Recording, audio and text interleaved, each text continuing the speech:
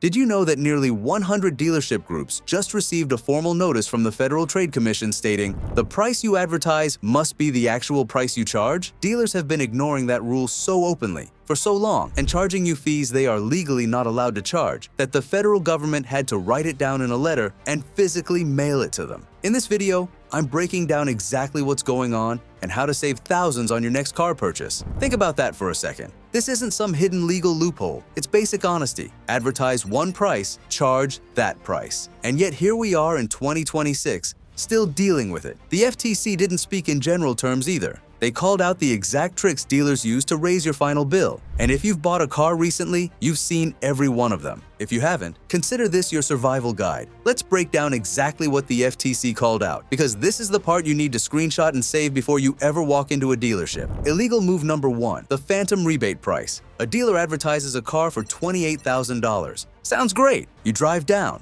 You're excited. You've already mentally parked it in your driveway, but buried in the fine print, that price only applies if you're a recent college graduate, a military veteran, and you're financing through their specific lender. You're none of those things. Suddenly, the car is $32,000. That's illegal. The FTC said so directly.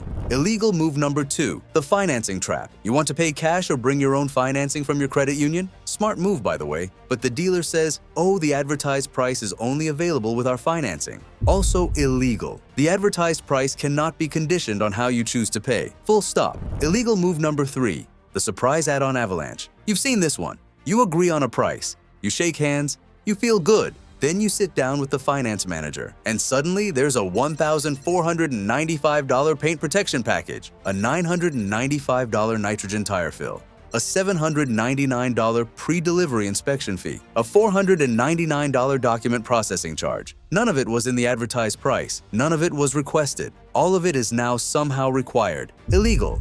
Illegal. Move number 4, the fake fee stack. Dealers tacking on required fees that aren't government fees, dressing them up to look official, and burying them in the contract at the very end when you're exhausted, hungry, and just want to drive home. They count on you being too tired to fight back. The FTC says, not okay. Now here's what makes this genuinely infuriating. None of this is new. None of this is a surprise. These tactics have been standard operating procedure at a massive portion of American dealerships for years. The FTC didn't uncover some secret underground operation. They confirmed what buyers have been screaming about on forums, Reddit threads, and review sites for over a decade. The difference now, it's officially on record, and that matters. The scale of the problem is staggering. Here's where the numbers get wild, and I want you to really sit with these. There are approximately 18,000 franchise new car dealerships in the United States. Add independent used car lots, you're pushing 40,000 total. The FTC sent letters to 97 groups. That's less than 1%. And here's the kicker that should make your jaw drop. They didn't even name them publicly. No list, no press release, no public record.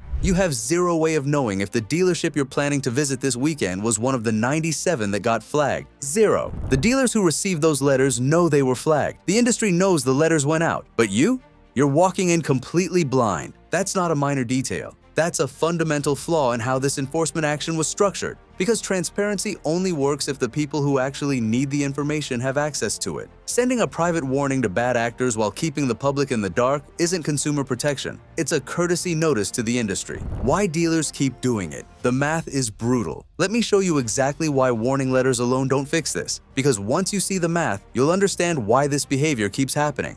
Picture a mid-sized dealership. They're moving maybe 200 cars a month. They add $3,000 to $5,000 in undisclosed fees to each transaction. That's potentially $600,000 to $1 million in extra revenue every single month. Now, what's the risk? Enforcement actions are rare. Penalties, when they happen, are often a fraction of what was made, and the probability of being specifically targeted in any given year, extremely low. So the math works out like this. Revenue from deceptive pricing, massive. Expected cost of getting caught, manageable, until enforcement becomes frequent enough and penalties become large enough to flip that equation. The incentive to cheat stays exactly where it is. Real enforcement has happened.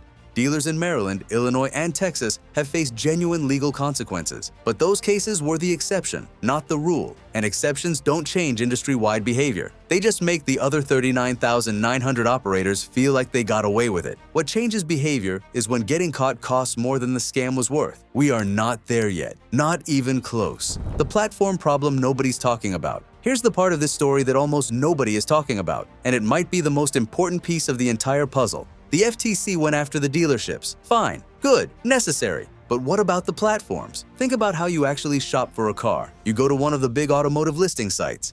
You search your area. You compare prices side by side. You find what looks like a great deal, and you get excited. But here's what's actually happening behind the scenes on those sites. Dealers pay substantial monthly fees to list their inventory. Those platforms make money when dealers advertise. More dealers advertising means more revenue for the platform. So what's the financial incentive for the platform to police whether those prices are real? There isn't one. A dealer listing an honest, all-in price looks more expensive than a competitor listing a fake low price on the exact same search results page. The honest dealer loses the click. The deceptive dealer wins it. And the platform? Profits either way. It's like cracking down on counterfeit money while leaving every store that accepts fake bills completely untouched. You haven't solved the problem. You've addressed one piece of it while the distribution system keeps running at full speed, pumping fake prices directly to millions of buyers every single day. Until the platforms are held to the same standard, requiring dealers to post real, complete, out-the-door pricing before a listing goes live, the deceptive numbers will keep flowing directly to your screen every time you search.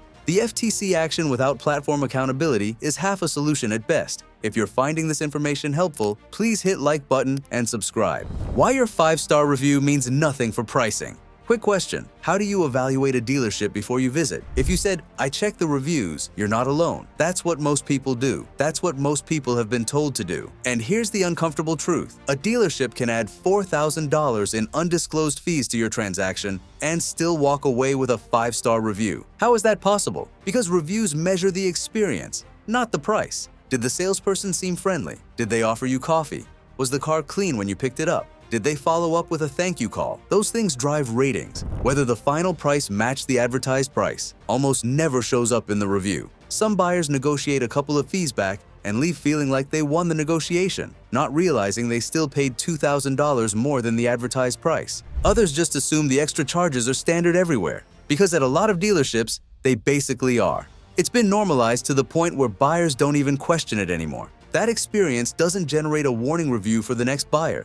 So a dealership can maintain a 4.8-star rating while operating with practices the FTC would classify as straightforwardly deceptive. The review system was built to measure customer service. It does that reasonably well. It was never built to measure pricing honesty. And it shows. Every single time a buyer walks out having paid thousands more than they planned and still leaves a glowing review because the salesperson remembered their dog's name, the right to repair connection. Now here's something that almost never gets connected to this conversation, and it absolutely should: right to repair. Manufacturers are increasingly locking down diagnostic software and proprietary vehicle data. Independent mechanics, the ones who used to compete with dealership service departments on price and quality, are getting squeezed out of repairs they've handled for decades without issue. What does that mean for you as a car owner? It means the dealership that used deceptive pricing to get you into the car is increasingly becoming your only realistic option when that car needs service. The information gap that worked against you at the sales desk, it's waiting for you again at the service counter. Different transaction, same power imbalance, same structural advantage for the dealer. And now, you can't even take your car to an independent shop to get a second opinion on the repair cost, because the independent shop can't access the diagnostic data they need to do the job. The FTC focusing on advertised sales pricing is a legitimate and necessary starting point, but the consumer protection problem in automotive retail doesn't end when you drive off the lot. It follows you for the entire life of the vehicle. Front-end deception, back-end captivity. It's the same system working against you at every stage. How to protect yourself right now. Okay, enough about the problem. Let's talk about what you can actually do about it right now. Today, before your next car purchase, because the tools to protect yourself exist. You just need to know how to use them. Step 1. Run the 10-minute test before you visit anyone. Pull up any major automotive listing site. Find a car you're interested in. Note the listed price. Then email the dealership and ask for a complete, itemized, out-the-door quote. Every fee, every add-on, every required charge in writing before you visit. The gap between those two numbers will tell you everything you need to know about how that dealership operates. Do this before you visit, not after, not during, before. Step 2.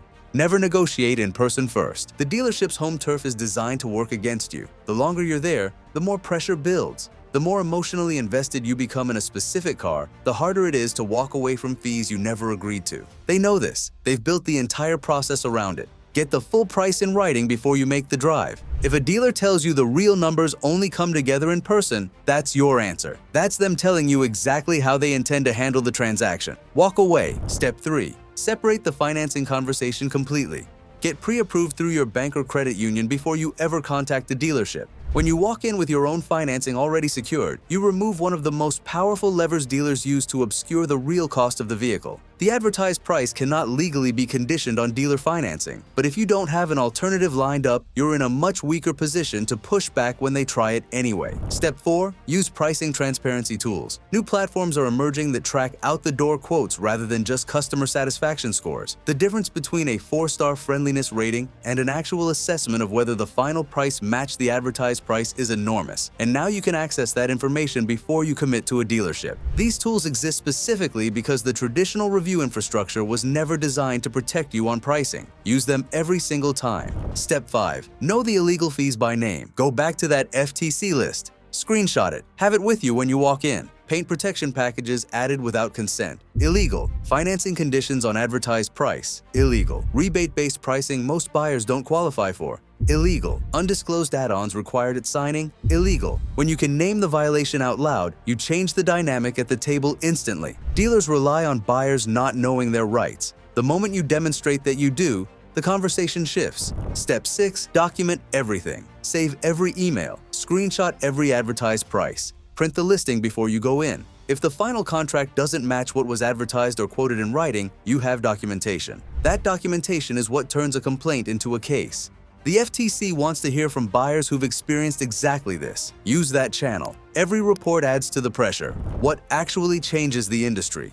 Here's the honest truth about where this goes from here, and I'm not going to sugarcoat it. Warning letters to 97 unnamed dealership groups don't move the needle on 40,000 operators. What actually changes this industry at scale is a combination of things that haven't fully arrived yet, but are closer than they've ever been. Public enforcement actions with named dealerships and penalties scale to the actual volume of deceptive transactions. Not a slap on the wrist, but consequences that make the math stop working. Platform accountability, requiring automotive listing sites to verify that advertised prices reflect real, complete, out-the-door costs before they're published to millions of buyers. Buyer behavior changing at scale, because when enough buyers start demanding itemized out-the-door quotes before visiting and walking away from dealers who won't provide them, the math for deceptive pricing starts to shift in a way that no warning letter ever could. The demand for honest pricing has always existed. The tools to find dealers who operate honestly are better now than they've ever been. Dealers who operate with full transparency have always existed alongside the ones who won't. They've just been commercially disadvantaged by a system that rewards deception with more clicks and more traffic. What the industry has never produced without external pressure is a market where transparent pricing is the default, not the exception you have to specifically hunt for. The 97 letters make clear the federal government considers that default long overdue. What happens in the months ahead, whether real enforcement follows, whether platforms are held accountable, whether buyers use the tools now available to them, will determine whether this moment becomes a turning point or just another warning that the industry absorbed and moved past. The power to make it a turning point is split between regulators and buyers. Regulators have to do their part, but so do you. The system is broken, but now you know exactly how it works, why it works, and how to fight back before it costs you thousands. Run the out-the-door test. Get everything in writing. Know your rights. And never let a star rating fool you into thinking a dealer's pricing is honest. You've got the knowledge. Now go use it. And if you enjoyed the content, smash that like button and subscribe for more auto content. Thanks for watching, and see you in the next video.